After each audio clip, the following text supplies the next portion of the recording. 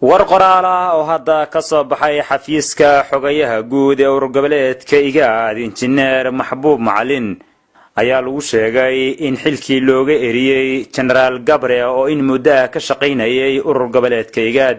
warkan qoraalka ayaa lagu sheegay in laga bilaabo maanta oo ay taariikhdu tahay 25 bisha Juun sanada 2018 gebi ahaan baa laga joojiyay shaqooyinkii kala duwanaa ee General Gabre uu ka hayay ururgoboleedka IGAD.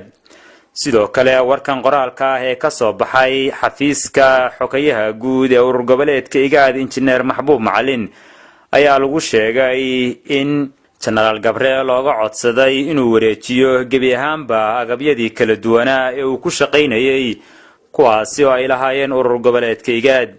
waxaa kaloo warkan qoraalka lagu sheegay in General Gabre oo ka tirsanaa saraakiisha ugu sarsareysa ururgoboleedka IGAD uu ku guuldaraystay shaqadii uu ka hayay ururka dhexdiisa. General Gabre oo ahaa sargaal sare oo ka tirsanaa ururgoboleedka IGAD ayaa sidoo kale waxa uu hawlo kala duwan ka hayay dalka Soomaaliya. General Gabre ayaa xilka qaadistiisa iyo keerinta ururgoboleedka IGAD loo aaneynaya isbeddelka siyaasadeed ee guud ahaan ka socda dalka Itoobiya iyadoo ra'iisul wasaaraha cusub ee dalkaasi uu gaadhsi ugu jiro saraakiisha ka soo jeeda qoomiyadda Tigreega.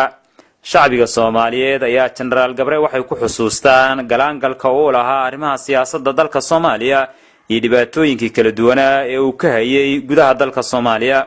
General Gabre oo ah sargaal aad u firfircoona ayaa sidoo kale waxa uu ahaa shakhsiga sida gaarka ugu amar ku taagleyn jiray arrimaha gudaha dalka Soomaaliya. General Gabre oo 10 sano u dambeysay si toos ah uga dhex muuqday siyaasadda dalka Soomaaliya ayaa arintani waxay ku noqonaysaa waji gabax. qoraalka ka soo baxay xogayaha guud ee ururgoboleedka IGAD ayaa ugu dambeyntii waxa lagu sheegay in General Gabre loo rajaynayo mustaqbal wanaagsan.